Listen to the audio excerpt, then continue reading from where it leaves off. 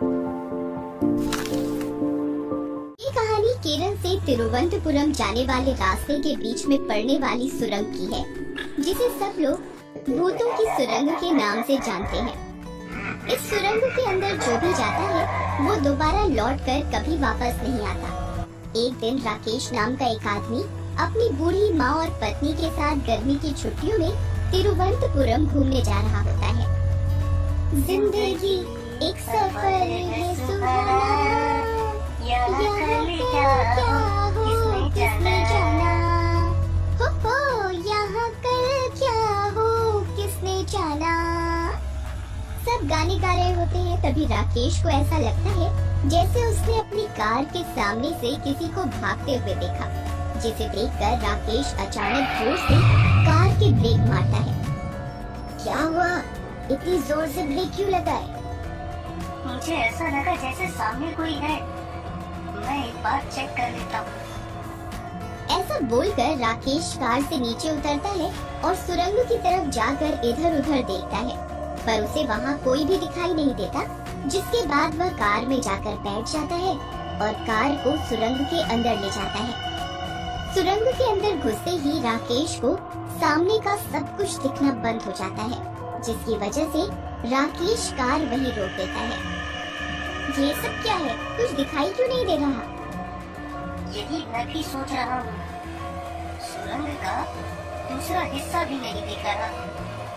तभी उन्हें वहाँ किसी के हंसने की आवाज सुनाई देती है, जिसे सुनकर सब बहुत डर जाते हैं। मानते नहीं तुम लोग? आ जाते हो यहाँ मरने। भूती को अपने सामने देखकर राकेश का पूरा परिवार बहुत डर जाता है और इसी वजह से वे अपने आप को कार के अंदर लॉक कर लेते हैं, पर इससे कोई फर्क नहीं पड़ता और वह भूत भूतनी का जोड़ा उन सब को मार देता है। इन्हें तुमने क्यों मारा? ये मेरे हिस्से के लोग थे। मेरा गुस्सा शांत नहीं हुआ। It's my choice. भूत की बात सुनकर भूती गुस्से में वहाँ से गायब हो जाती है। जिसके बाद बहुत दिन बीत जाते हैं, लेकिन उनकी सुरंग में कोई भी इंसान नहीं आता, जिस वजह से उस भूतिया पति पत्नी के जोड़े की नोक-झोंक बढ़ जाती है। अगर और एक दिन यहाँ कोई इंसान नहीं आया जिसे मारकर मैं अपना गुस्सा शांत कर पाऊँ, तो तुम्हारे लिए मुझसे बुरा कोई नहीं होगा। वैसे भी कोई नहीं है, मुझे नहीं रहना यहाँ। ये दुनिया के बिग बॉस, मुझे नहीं रहना यहाँ। मुझे बाहर निकालो। तुम्हारा मेरे साथ 7 जन्म का कॉन्ट्रैक्ट है, जिसकी मंजूरी उसी बिग बॉस ने दी थी। अब इसमें वो भी तुम्हारी कोई मदद नहीं कर सकता।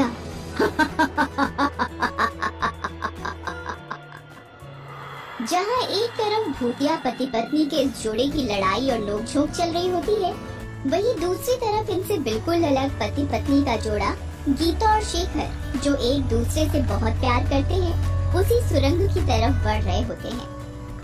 मुझे अभी तक समझ नहीं आया कि प्रेगनेंसी के समय ही तुम्हें ये इंडिया का रोड ट्रिप क्यों करना था। पता है ना ये सब कितना रिस्की है। डर के आगे जीत है, और हमारे बच्चे को ऐसा नहीं लगना चाहिए कि उसके मम्मी पापा अकेले ही रोड ट्रिप कराए। तुम ऐसे लॉजिक कहाँ से लाते हो? बस तुम्हारे चेहरे पर हंसी लाने के लिए अपने आप निकल आते हैं। ऐसी ही बातें करते हुए, गाने सुनते हुए और बीच बीच में किसी न किसी जगह आराम करते हुए गीता और शेखर अपनी इंडिया के रोड ट्रिप का आधा सफर पूरा करते हुए केरल पहुंच जाते हैं।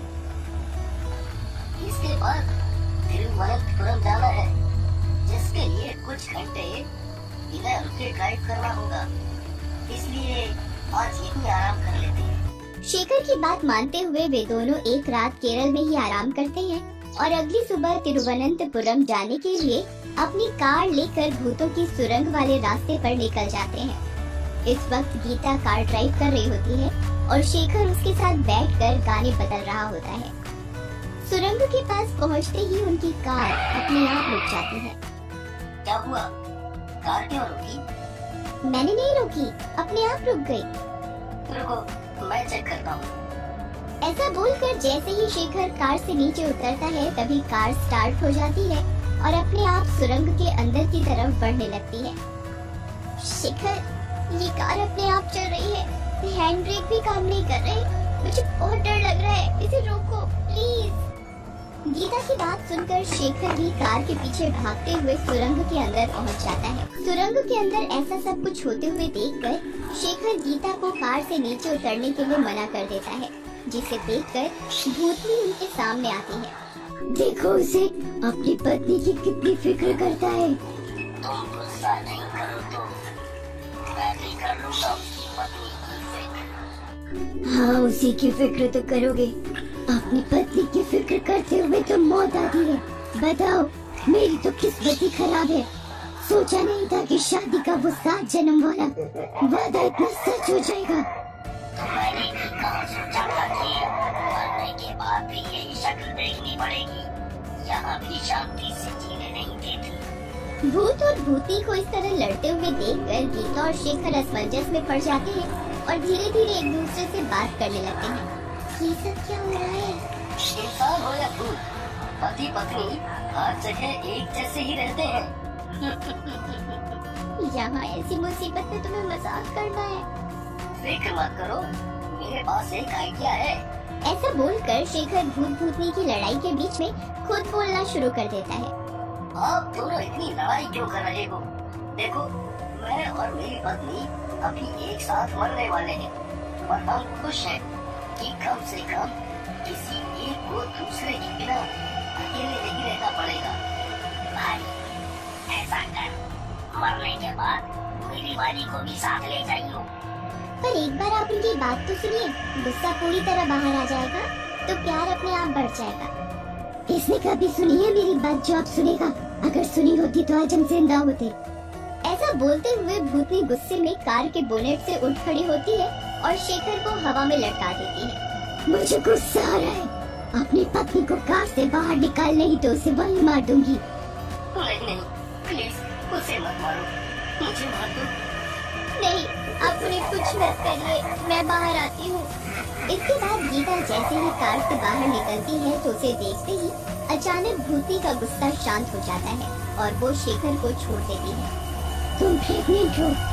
आज से कुछ 7 साल पहले हमें पता चला था कि मेरी पत्नी प्रेग्नेंट है। हम बहुत खुश थे, इसलिए एक लॉन्ग ड्राइव पर निकले थे। हमारे बीच ऐसी नोक-झोंक हमेशा से ही होती आई है और उस दिन कार में भी वही हुआ, जिस वजह से मेरी पत्नी ने गुस्से में अपनी सीट बेल्ट खोल दी। जिसके बाद हम दोनों के बीच सीट बेल्ट को लेकर बाजी मैं उसे सीट बेल्ट लगाने के लिए बोल रहा था, पर वो नहीं मान रही थी। इसलिए मैं खुद ही उसकी बेल्ट लगाने के लिए जैसे ही उसकी तरफ मुड़ा, तभी कार इस सुरंग के अंदर आई। अचानक अंधेरा होने की वजह से मुझे सामने का कुछ नहीं दिखा और हमारी कार वहाँ खड़े हुए किसरियों से भरे एक ट्रक से जाकर टकरा गई। बेल्ट न लगी होने की वजह से मैं सामने वाले शीशे से बाहर सरियों के ऊपर जाकर गिरी, जिससे वो मेरे अंदर घुस गए और वही कार के अंदर बैठे हुए एक सरिया इनके गले के भी पार हो गया और इस तरह हम दोनों के साथ हमारी वजह से हमारे बच्चे की भी मृत्यु हो गई। बस तभी से हम एक साथ इस सुरंग में फंस गए, पर हमारी लड़ाई और नोक-झोंक तभी कम नहीं हुई। हम आज भी हर रोज लड़ाई करते और फिर जब कोई इंसान यहाँ आता तो हम दोनों ही अपने गुस्से को शांत करने के लिए उसे मार देते हैं। पर हम तुम्हें नहीं मारेंगे, हमारा नहीं तो तुम्हारा बच्चा ही सही दुनिया में जरूर आना चाहिए। इसके बाद वो भूतिया जोड़ा शेखर और गीता को उस सुरंग से बाहर जाने देते हैं, जिसके 1 साल बाद शेखर और सुमन अपने बच्चे के साथ एक बार फिर उस सुरंग पर वापस आते हैं और उस भूतिया पति पत्नी के जोड़े को अपने बच्चे से मिलाते हुए बहुत बातें करते हैं, जिसके बाद उन्हें मुक्ति मिल जाती है और वो सुरंग भूतिया गतिविधि से मुक्त हो जाती है। Like a Hellcat.